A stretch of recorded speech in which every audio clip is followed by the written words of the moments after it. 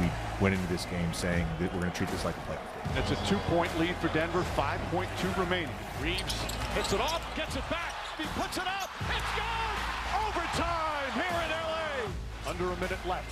Smart tries a three-pointer. Bang! And the Lakers back up by 2.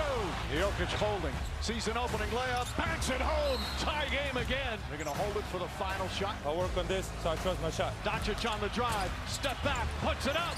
Puts it in. The Lakers survive in overtime. That's right. The Lakers win that overtime thriller against the Nuggets and position themselves as the 3 seed in the Western Conference. They're riding on a 5-game win streak, averaging over 125 points per game. 4 of their 5 wins have been decided by double digits, but Charles Barkley does not want to hear any of this, as he said Saturday pregame. My worst nightmare is the Lakers winning tonight, and I have to listen to all the crap on Monday on all the talk shows how the Lakers are contenders. If they get a home court advantage, will it make them a contender? No. If they get the 3 seed, are you telling me they wouldn't be a contender? They're in the 4 seed right now. They're not. They're 3 seed. They're not a contender. What makes you a contender then? Please don't let them win. I'm going to be nail biting all night tonight because they're going to be talking about it all day Monday. Thank God I'll be in Dayton.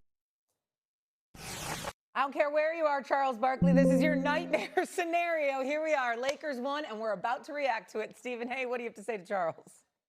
Well, Charles needs to calm down. Stop whining. You know what? You got a good job. You're looking good. You're feeling good. You get ready to do the NCAA tournament. You're getting paid lovely. You're chilling in Atlanta. Now you're going to Dayton. Just relax. Calm the brakes. A top 3 seed in a conference is a contender. He knows this. Charles Barkley's been around too damn long. He's been too great not to know that. That's number 1. Number 2, let's look at what has transpired with the Los Angeles Lakers since the trading deadline. Since the trading deadline, they rank 4th in the NBA in shooting threes at 39% a clip. You look at the way Austin Reeves is playing. You look at the Luka-Doncic playing. You see what LeBron and how effective he is. We all talked about how the man is a basketball savant. He'll figure it out. LeBron is not going to hurt you when all is said and done. He'll figure out a way to be an asset, even at 41 years of age in his 23rd season in the league. This is who he is. It just comes down to the erratic play of DeAndre Ayton. What is he capable of giving you, and what is he going to give you on a consistent basis? I'm looking at a guy like Marcus Smart, who's finding a way to help you win,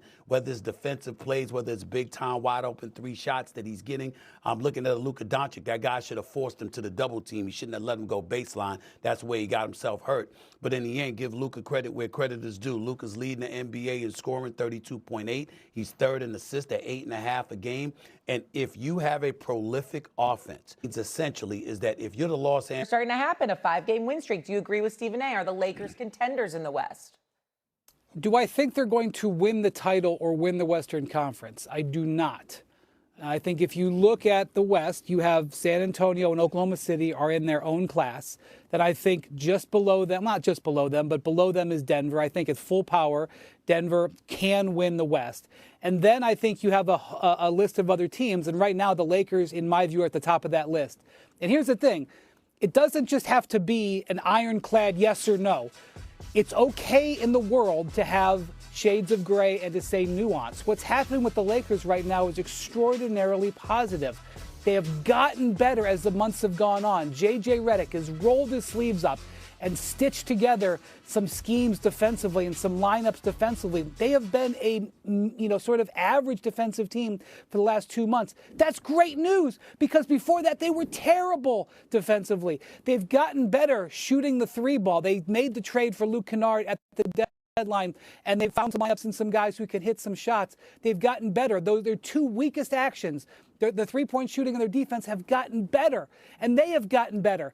And LeBron is saying, let me find a way that I can fit here alongside Austin Reeves and Luka-Doncic. Let me find, if I have to play defense a little bit more, if I have to play fewer minutes and take fewer shots, but give more energy. Maybe that can work. It's interesting to watch LeBron try to figure that out. It's interesting to watch Reeves and Luka, 2 27-year-olds who are the cornerstone futures of this team, learn to play together and watch ways that they can help each other in lineups and rotations that can help each other. It isn't just about, oh my gosh, can they win the championship? Why does it always have to be such a binary decision? Why can't we just watch a team working and enjoy that they're working? Now look, They have won 8 of their last 9 games. That's been awesome, okay? And I am very excited for them to go on this 6-game road trip to see how they do. They play the next 2 games in Houston. That is the team right behind them in the standings. Houston leads the season series 1-0, which means the tiebreaker is going to be determined in the next 3 days. Then they play at Miami, who's red hot. Then they play at Orlando, who is red hot. Then they play the number 1 seed in the East, Detroit Pistons.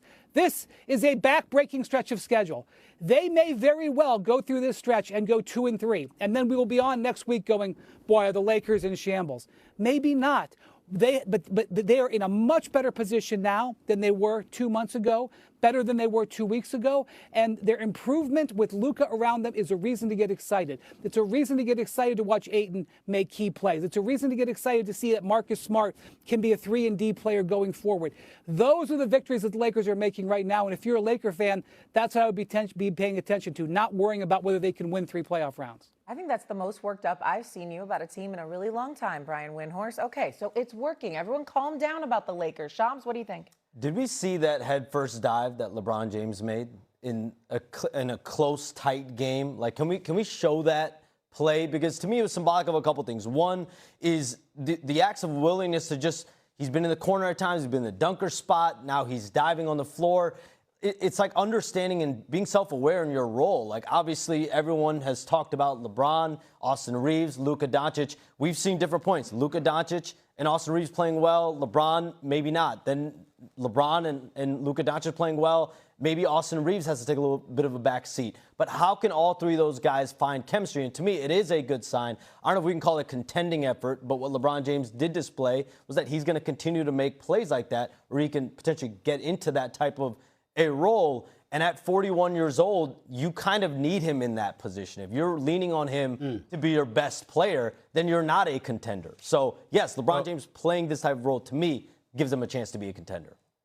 Well, a couple of things to make the point here before we even go any further, just to let America know, that's a fly-ass suit you got on. I'm very, very proud. I'm very, very proud. Learn from the best. Yeah, learn from the best. Very, very proud. And Wendy, if I have a cabinet, you're welcome, because you're handling your business with your wardrobe as well. Secondly, let me say this. I appreciate LeBron James, and I pointed out that as well, his effort, no doubt about it. But let's not act like he's Derek Jeter jumping into the stands and coming out with blood trickling down his cheek. Let's calm the nerves there, okay? Might happen Let's not act like that's what happened. That is not what happened, okay? That is not what happened. Having said that, I think this is the bigger point to make. The Los Angeles Lakers lead the league in field goal percentage at 50%. Again, we keep talking about what they lack defensively, and I guess that's part of what Barkley's contention is.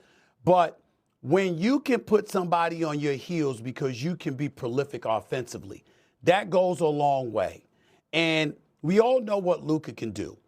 What I'm shocked by is the development of Austin Reeves. This brother can ball. And he is out there putting on a show.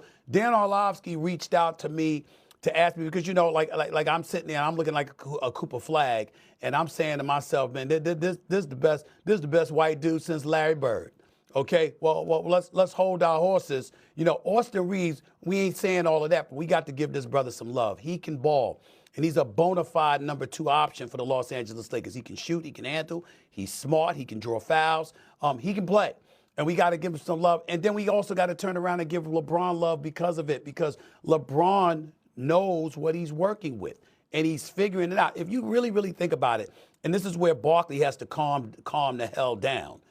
If there's one player in the league you want to look at and say, they'll figure it out, wouldn't that be LeBron James? Wouldn't that be him? The one guy that said, all right, I got not one, but 2 cats that can be offensive juggernauts on any given night, and I got to figure out a way to ingratiate my way in the proceedings in order to make sure that we're in a position to win. And that's LeBron James. And, oh, by the way, we've been talking about DeAndre Ayton. There have been times when LeBron James has been playing at center, okay? So the brother 6'9", 260, all right? And you putting him at center now because he knows how to figure it out.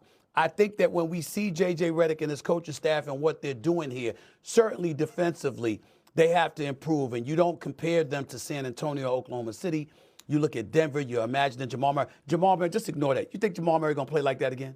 shoot like 1 for 15 or whatever. You ever think that's going to happen to Jamal Murray again? That will not happen again. As a matter of fact, I feel sorry for the Lakers the next time they run into him because he's going to remember how he played this weekend. And it will not happen again. I know what that brother can do. So, okay, fine. But the Lakers can still make some noise. They can still make it interesting. I could see a 7th game in a Western Conference semifinal series is what I'm saying. So let's all remember that. Also positive for the Lakers, Luka taking his first game-winning field goal as a Laker. Again, as Wendy pointed out, they have a tough stretch coming up. Starts the game against the Rockets tonight in Houston. Coming up here on First Take, it's a